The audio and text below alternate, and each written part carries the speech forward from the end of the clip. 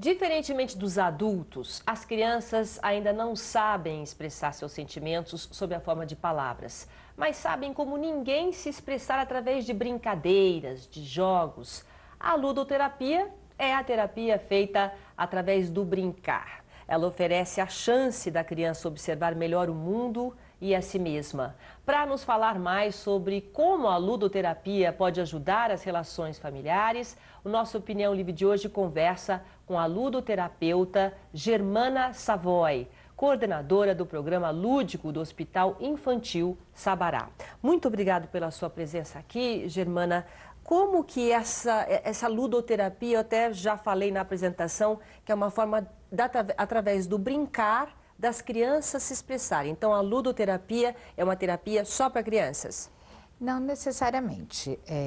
Na verdade, quando a gente fala em lúdico, a gente primeiro pensa no brincar, né? E, portanto, em criança. Mas lúdico, na verdade, são recursos amplos, recursos expressivos. A arte não deixa de ser lúdica porque te leva para o universo criativo. Então, se a gente pensar em musicoterapia, em arte-terapia, são braços da expressão lúdica que você vai usar, inclusive, para adultos. Então, a gente hoje pode pensar que o lúdico impacta o ciclo vital, né? Nós, quando assistimos uma obra de arte, uma música, quando vemos uma obra de arte, nós nos remetemos para o universo da sensibilidade, para o universo da criatividade, que abre outros canais perceptivos. E nesses canais perceptivos a gente pode, inclusive, criar reabilitação. Pacientes graves, muito graves, adultos, se beneficiam muito da arte e reabilitação, da musicoterapia, que são braços que têm o mesmo olhar conceitual da ludoterapia, que é, na verdade, como você usar ferramentas de bem-estar, de prazer, para melhorar o estado geral da pessoa e, muitas vezes, não só bem-estar, mas criar recuperação de funções. Por exemplo, quer dizer, no caso a gente está falando no geral, né? Em geral. Então, a música, às vezes a própria arte, né? A forma de forma geral, expressar sim, adulto, no caso, você coloca lá um papel, ele tenta pintar. Através disso, a pessoa, através da arte e do lúdico, ela consegue expressar o íntimo dela. Além de ser um canal de expressão, de percepção, primeiro de perceber, né? Então, quando você ouve uma música, quando você vê uma obra de arte, você é impactado perceptualmente. O canal é outro, né? Então, numa terapia verbal, eu falo, a comunicação é verbal. Numa exposição... Você consegue se expressar, né? Numa exposição a estímulos de outra ordem, que não racionais, eu crio um canal diferente, né, de bem-estar. Qualquer um de nós que não precisamos estar em terapia, quando a gente escuta música, quando a gente vai ao cinema, isso a gente associa bem-estar a relaxamento. É verdade. Né? Então, e pessoas que estão sofrendo, pessoas em terapia, em tratamento de câncer, em tratamento de sequelas muito graves, idosos, nós sabemos hoje, inclusive, que eu posso preservar muito as funções cognitivas de um idoso, fazer profilaxia até de demenciações do tipo Alzheimer, que são os nossos grandes fantasmas, com algumas das estratégias lúdicas. Música, pintura. Então, eu acho que o lúdico está no ciclo vital. O homem é lúdico, assim, filosoficamente, né? Nós somos o homem da produção, do fazer, mas também nós somos o homem do brincar, né? Como o filhote de animal brinca. É verdade. Sair um pouquinho, né, dessa realidade de verbalizar e tentar se entrar num portal, eu digo um portal sensível, né? No caso, a gente indo então a criança, né, que a gente colocou aqui, que não, muitas vezes, a maioria das vezes, não consegue se expressar. Como é que funciona o trabalho com uma criança? Que idade que você percebe que uma criança está precisando de ajuda?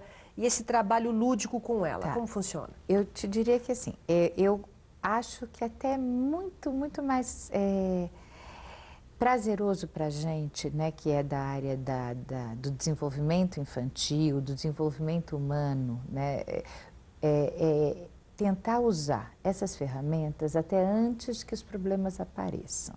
Então, assim, o brincar saudável, o brincar correto. O brincar fala muito? Fala muito e favorece, na verdade, que a gente evite problemas. Crianças que brincam corretamente, o brincar correto não é brincar com o brinquedo certo, mas é brincar com o vínculo correto, com o adulto disponível, que tem essa capacidade de usar várias brincadeiras. Ela, na verdade, pode até fazer uma profilaxia dos distúrbios. A gente acredita que crianças que brincam, se elas não tiverem nenhuma doença importante de base, elas já vão se desenvolver de forma mais saudável. Então, brincar... Por isso que hoje a gente está tentando trazer crianças precocemente para programas de suporte lúdico, sem que elas tenham problema. Então, a gente dá dicas para a mãe, orienta as famílias e as mães a brincar, né? Porque, às vezes, uma mãe de primeira viagem, né? Ela nem sabe como brincar, como estimular essa criança. Então, não é nem na patologia só que eu atuo. Eu posso atuar nas dicas para essa mãe de como brincar para ajudar essa criança a se desenvolver. É claro que depois a gente vai usar isso como estratégia terapêutica. Então, a ludoterapia já é diferente do brincar para evitar o problema. Então, antes da gente entrar na ludoterapia, quer dizer, a importância do brincar para o desenvolvimento da criança. Criança que não brinca não se desenvolve. Não existe desenvolvimento sem brincar. Na verdade, assim... Mas o brincar é o quê? Então, porque hoje em dia brincar para muita criança é sentar na frente do computador. Não, então, mas eu diria que assim, o brincar começa lá no berço, no recém-nascido. Quando você... A gente sabe, né, quem tem filho, que você aparece, desaparece logo cedo, põe a fraldinha na frente, achou a mamãe. Aquilo é uma brincadeira, porque a criança já está vendo... É uma brincadeira de esconde-esconde com o bebê no berço. Então, nós começamos a brincar lá no berço com esse bebê. E depois a gente vai substituindo. Brincar, quando você fala de uma forma, a gente usa muito a gente canta com o bebê, anda pelo quarto, quer dizer, começa uma interação lúdica, a gente começa a brincar. O bebê brinca sozinho, quando ele tenta explorar o corpo, quando ele apanha objetos e joga no chão, ele já está brincando precocemente. Então, esse brincar espontâneo, e a gente chama, isso é brincadeira funcional. O bebê faz isso funcionalmente para se desenvolver. Certo. Tá? Então, e ele só faz porque é prazer. Lá no útero, quando a gente olha no ultrassom, quando o bebê está sugando o polegar, ele está tendo prazer. Aquilo é um jogo, é brincar com o próprio corpo. Faz parte do desenvolvimento da criança. Então, a gente entende que explorar o próprio corpo é prazeroso para o bebê e já é uma atividade precoce do brincar. E quando a criança tem problema, quando ela chega no consultório após um trauma, às vezes uma família desestruturada que não tem de jeito nenhum, nem brincadeira, não existe nenhum tipo de amor, uma criança totalmente fechada, ela chega no consultório, como é que você consegue, através do lúdico, da brincadeira, detectar que tipo de problema ela tem, já que ela não fala nada? Então, os estudos, assim, desde 1950 a gente tem grandes teóricos sobre brincar, né? Então, a Melanie Klein, o Winnicott, foram grandes teóricos que viram em crianças muito graves, como autistas. Na época a gente só tinha esse diagnóstico, hoje a gente tem nuances, mas crianças muito psicóticas, complexas. E pequenininhas, né? A gente está falando de criança pequena. Está falando de 2, 3 anos, que já conseguiam expressar, por meio de um jogo, por meio de uma manipulação de brinquedos, o nível de sofrimento que elas tinham. E, através disso, a gente organizava a criança. Então, observar uma criança brincando fala muito de uma destrutividade. Eu já tenho visto regularmente crianças que pegam bonecas e falam assim, eu vou fazer ela sofrer, por exemplo. E essa judia da boneca. Judia. E isso é uma forma de expressar um sofrimento. A gente tem usado isso desde situações de estresse, como você mencionou, traumas, um estresse pós-traumático. O estresse da própria família, estresse da família, desorganização social, crianças de risco social, né, no sentido de população de risco mesmo, miséria. No exterior, as ludotecas, na França, por exemplo, são usadas em situações de conflito social, para guetos. Guetos às vezes de pessoas, de conflitos, de guerras ou de migrantes isolados que ficam menos aceitos, que são discriminados. As ludotecas na França e em alguns países do exterior, na Europa principalmente, são usadas para suporte de situações de risco, porque aí as pessoas se agrupam, elas compartilham, mesmo as mães compartilham. Então, a nossa cultura ainda ela não tem muito esse olhar social, né, para dividir o desafio de criar crianças. Né? A gente tenta resolver cada um do seu jeito em casa. Mas esse brincar, portanto, pode ser usado, como a gente falou lá, para prevenir, se nós conseguirmos orientar a família a dar ferramentas boas para o desenvolvimento e expandir esse desenvolvimento, e para dar suporte já terapêutico em todas essas situações de estresse, de doenças. Então, crianças que tenham doenças importantes. Tem sido muito benéfico para os grandes problemas agora de hiperatividade, desordem de atenção. Que está na moda, né? Que está na moda, né? Antigamente era criança levada, agora é criança hiperativa. Exatamente. Até hiperativa muitas vezes porque não conseguiu dar vazão para a sua... Né? Uma coisa é a hiperatividade mesmo como uma doença, como uma patologia real. Outra coisa são comportamentos agitados que muitas vezes, por um brincar correto e dando vazão a essa necessidade da criança, a gente vê que aquilo ia ser estigmatizado e a gente sai do estigma. Então, eu posso até hoje diminuir a necessidade de medicação através de um hiperativo, só do tratamento. tratamento. Mas você, por exemplo, como profissional, a gente já está terminando esse bloco, como profissional, quando a criança chega no seu consultório, você deixa a criança brincar sozinha para fazer a sua avaliação?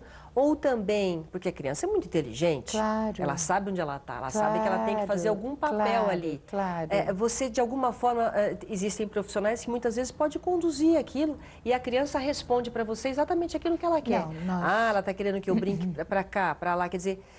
às vezes eu tenho um pouco de medo porque a gente sabe que a gente consegue induzir uma criança aquilo que a gente quer. Né? A uma resposta daquilo que a gente quer. Então, é um trabalho de observação, no caso do pai e do profissional? Na verdade, eu acho que assim, aí existe mesmo a seriedade da formação. Né? Uma pessoa com uma formação correta e adequada, ela consegue ver o nível de ansiedade, o nível de dificuldade. Muitas vezes a criança te apresenta uma dificuldade tão grande de lidar com aquilo, ou uma ansiedade tão grande. As crianças realmente elas são muito perspicazes, mas vai da competência do profissional de interpretar corretamente.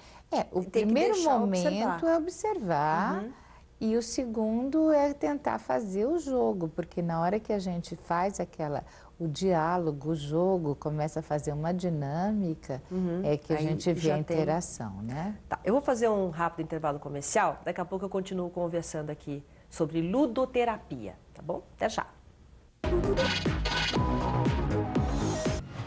Acompanhe diariamente a programação da TV Unip, aqui no canal Universitário. Estação Saúde, do Dr. Drauzio Varela, traz o conhecimento da área médica numa linguagem acessível e informal. As especialidades de medicina, na opinião dos médicos que conversam com o Dr. Drauzio, aqui no canal Universitário.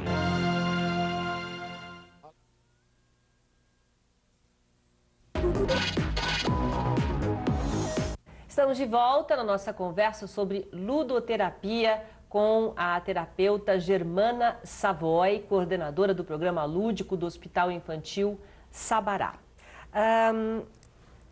Como é entender quando essas crianças estão brincando, apenas brincando ou se existe um problema? Como é que o pai pode detectar que está na hora dela fazer uma terapia? Eu acho que assim, a família tem uma sensibilidade para perceber algumas respostas da criança. Crianças que não só no brincar, né? O brincar fala muito da criança, mas precisa de um olhar mais refinado. Mas a família, na verdade, descobre algumas situações, muito apego a um brinquedo, não variar repertórios, fixações, e não só com o brinquedo, mas crianças que não dormem, que perdem apetite, que começam a ter medos excessivos. As escolas também ajudam, podem ajudar sem dúvida, nisso? A escola tem sido parceira, a boa escola tem sido parceira. Às vezes o pai não presta atenção, não porque não queira, porque está trabalhando, Sim, olha, ele não tem filha, nem contato, filho. então a escola tem sido parceira e a gente tende a ter boas informações também das escolas. O fundamental é que assim, a criança quando começa a mostrar dificuldade no desenvolvimento em alguma área específica, ela está pedindo ajuda e seria bom que a gente evitasse que a coisa progredisse. Por exemplo, os pais quando se separam, a gente já sabe que a criança pode ter aquele tipo de problema até pelo fato de ser... dependendo do momento da vida separado da criança, né? Quer dizer, durante o problema ou antes de separar ou já começar a fazer um trabalho, existe essa prevenção que você está falando? É isso que eu acho. A ideia da saúde de forma geral, né? Não só na minha área, mas na saúde, é promoção de saúde, em vez de a gente investir mais no tratamento. Então, se nós vamos atravessar fases difíceis, se é uma criança que está com distúrbio de aprendizado discreto, se nós pudermos dar ferramentas para que isso seja uma fase mais rápida, passageira e por um caminho que é prazeroso, porque sentar algumas horas por dia num lugar lindo, porque a nossa brinquedoteca terapêutica é linda. Então, a criança está indo como se estivesse indo a um parque. Ela não tem a sensação de que está em tratamento. Esse é o diferencial.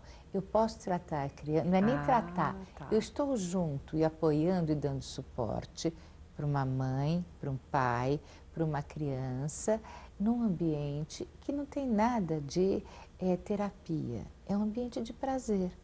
E dentro desse prazer, a gente subsidia, dá ferramentas para a auto-organização. Esse é um olhar diferente. E quando a criança, você consegue, de alguma forma, dentro desse lugar bonito, blindar a criança, porque ela vai para esse lugar bonito, ela tem toda essa parte lúdica, daí ela volta para o inferno da vida dela. Mas aí ela volta empoderada, né? Na verdade, a gente fala assim, a gente fortalece, dá poder, porque quando ela entra em contato com os heróis, ela entra em contato com as qualidades dos heróis pela brincadeira. Então, se eu mostro para ela personagens que superaram, personagens que têm forças importantes com as quais ela se identifique. Vou te contar, tinha um menininho numa sala de espera, um menininho que precisava fazer coleta de exame, ele estava morrendo de medo de tirar sangue, sofrendo muito. E era um oriental e me deu um estalo de falar, você conhece samurais? Eu falei, não, meu pai já me contou, era uma família tradicional oriental. Eu peguei uma espada de samurai e falei, segura essa espada. Eu falei, me senti um guerreiro. Mas pequeno, ele é pequeno? Pequenininho, 3 anos.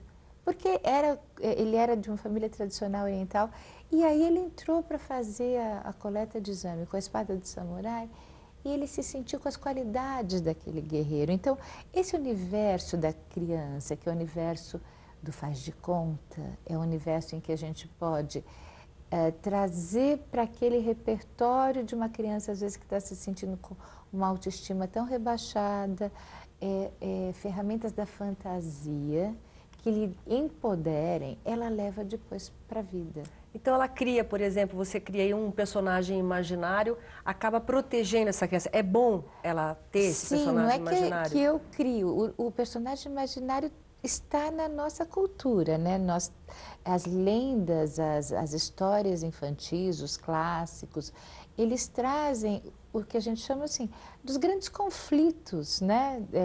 O bem e o mal, a bruxa Identifica com aquele personagem. Exatamente, a bruxa e a fada madrinha, a madrasta maldosa e a princesa, a gata borralheira, os extremos.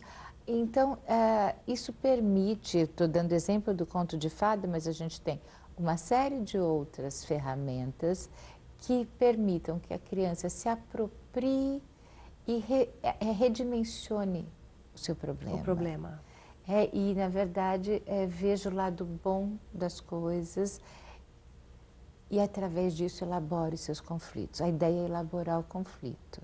Poder passar, né, por aquele conflito. Exatamente, atravessar. A gente está falando, até citei o exemplo de separação, né? Sim.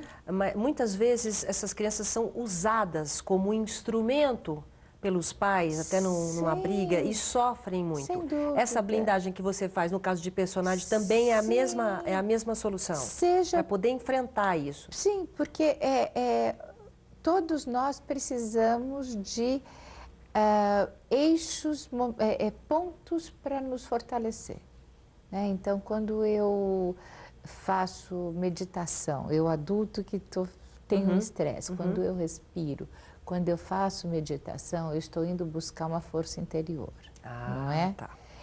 Na criança, essa força interior, ela precisa ser ajudada a construir, porque ainda ela não tem esse ponto interno. Então, nós somos parceiros da família e da criança, certo, de forma a criarmos mecanismos de proteção a esse indivíduo que está em construção, que não tem ainda um ego preparado para que ele atravesse desde o estresse familiar, o estresse social, até problemas reais, como nós dissemos, distúrbio de atenção, hiperatividade, doenças crônicas. Ou mesmo um trauma, alguma coisa muito forte sem que tenha dúvida, sofrido. Crianças vitimizadas, abusos.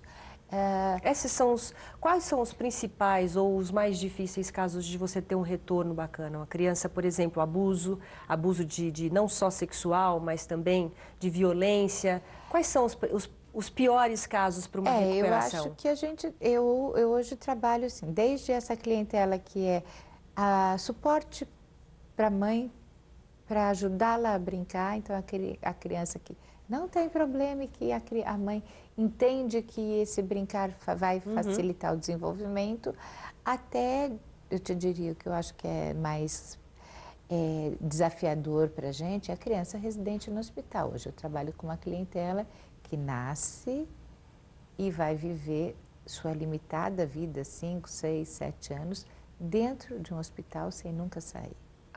Por causa de uma doença crônica e grave. E essa criança, cognitivamente, às vezes totalmente íntegra. Então, eu preciso dar qualidade de vida. Entendi. Então, dentro de um ambiente de UTI, altamente sofrendo de dores, sofrendo de desconforto, do isolamento social. Aí o mundo imaginário realmente tem que ajudar.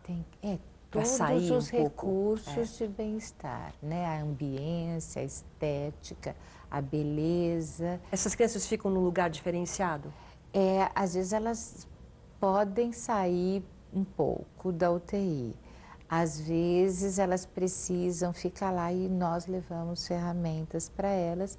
Mas o fundamental é o vínculo, o fundamental é conseguir, naquele momento de interação, transportá-las para um momento de bem-estar, né? Então, eu acho que esses são os casos mais desafiadores, porque eles têm um drama mesmo inevitável e é uma população crescente, né?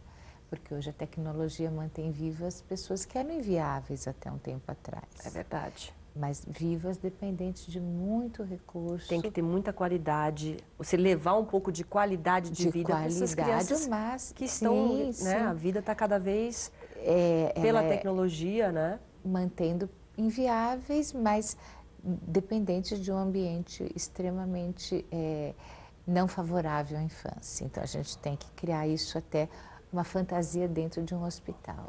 Então, a gente já tá finalizando. Tá. Num resumo, né, se é que se dá para resumir, o importante não só para a criança, como para nós adultos, independente daquilo que a gente esteja vivendo. Esse respirar, esse momento, por exemplo, às vezes a pessoa está no dia de trabalho, ela está estressada, trabalhando o dia todo, ela precisa de uma pausa, ela precisa de uma meditação, ela precisa, num trânsito, colocar uma música. Isso é fundamental para o ser humano? Isso é fundamental para o ser humano, nós fazemos isso espontaneamente e isso é que amplia a nossa, inclusive, inteligência.